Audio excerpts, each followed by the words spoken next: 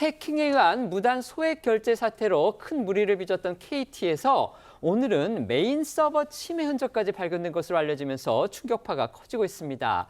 앞선 무단 소액 결제는요, 이 불법 초소형 기지국을 통해서 일부 고객들의 휴대전화를 해킹한 그런 모양새였습니다.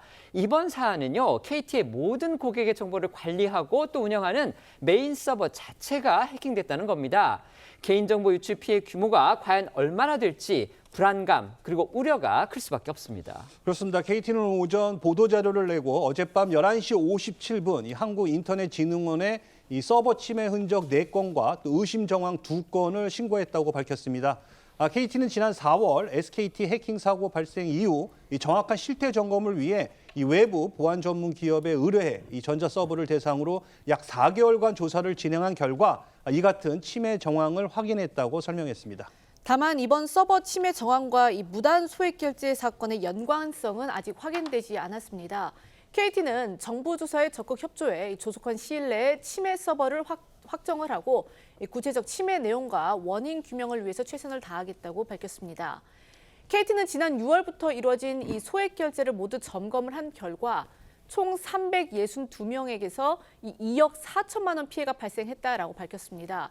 또 2만 30명의 이용자가 이 불법 기지국에 노출이 돼서 가입자 식별번호뿐만 아니라 단말기 식별번호 그리고 전화번호가 유출된 정황이 있다고도 발표를 했는데요.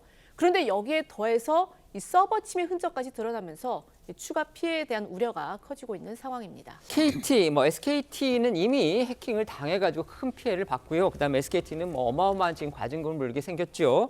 그런데 지금 2위의 그 휴대전화 통신사인 KT가 지난번에 이제 소액 무단 결제 그런 사건이 벌어져서 이용자들한테 정말 큰 불편을 끼쳤고요. 그다음에 국민으로부터도 큰 비판을 받았는데 이번에는 KT의 메인 서버가 해킹을 당한 흔적이 있다는 걸 KT 스스로가 어제 한밤중에 지금 정부 당국에 신고를 했습니다.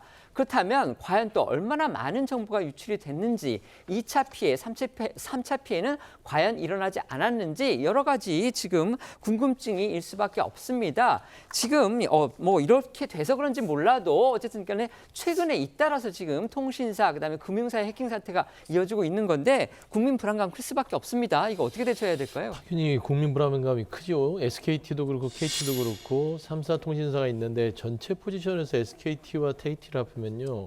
지금 휴대폰 가입자가 인구수를 넘어섰습니다. 네. 5천만 중에 한 80%에서 70%가 이 KT와 SKT인데 이 정보가 다 유출돼서 금전적 피해, 일상의 피해가 이루어지고 있는 것이고 사실 디지털 시대로 가는데 일상이 디지털화 되고 있고 휴대폰이라는 자체는 제2의 자아입니다. 그러면 거기에 금융거래뿐만 아니라 본인의 일상들이 다 숨어있기 때문에 이건 심각한 부분인데 이 디지털 전환 시대로 가면서 같이 동반돼야 되는 게 보안이거든요. 네. 근데 이게 보안은 쫓아가지 못하고 디지털만 계속해서 가다 보면 결국엔 국민들이 금융 시스템을 신뢰하지 않게 되고 국가적으로도 디지털 혁신을 추진하는 데서도 이게 막힘이 있을 수 있는 거예요. 그래서 저는 이런 부분들이 단순히 그 KT나 SKT의 과징금을 통해서 어떤 징벌적인 부분도 책임을 물어야 되나 근본적으로 이 보안 시스템에 대한 그 모든 세세한 부분들을 다시 점검해야 될 필요가 있지 않냐. 보안이 우선되지 않으면 디지털에 대한 혁신 부분들을 조금은 늦춰가면서 보안을 먼저 더 두텁게 한 다음에 이 디지털 혁신이라든지 일상의 디지털화를 진행하는 그런 정부의 조금 발상의 전환 같은 발상의 전환과 네. 좀 신속한 네. 어떤 대책 마련들을 국민들한테 전해줄 필요가 아주 시급하다. 그렇게 좀 말씀드리겠습니다. 알겠습니다.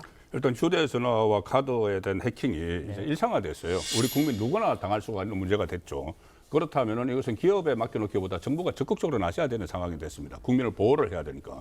그런데 가령 예를 들어서 지난번에 SKT 해킹 사건이 났을 때 정부 차원에서 개입을 하긴 했는데 그때는 진상조사에 주력을 했어요. 네. 사후 대책을 어떻게 할지는 거의 나오지 않았습니다.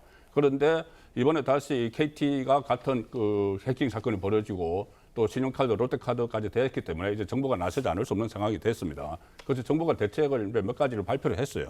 발표를 한 것들을 보면은 여러 가지 현실적인 것들이 많습니다. 이 어떤 보상 같은 문제를 정부가 적극 나서서 이 기업에게 보상하는 방향도 알려주고 이런 여러 가지 CEO에 대한 책임도 강하고 이런 것이 나와서 일단 좀 만시지탄이긴 하지만은 네. 그런데 가장 중요한 것은 지금 나오는 대책들은 전부 다 사후 대책들이에요. 네. 그렇다면 그 전에 사전에 이것을 막을 수 있는 그런 프로그램을 개발을 하는 이런 문제가 기업과 정부가 같이 개발을 하는 그 방향도 좀 검토가 돼야 될 것 같습니다. 알겠습니다.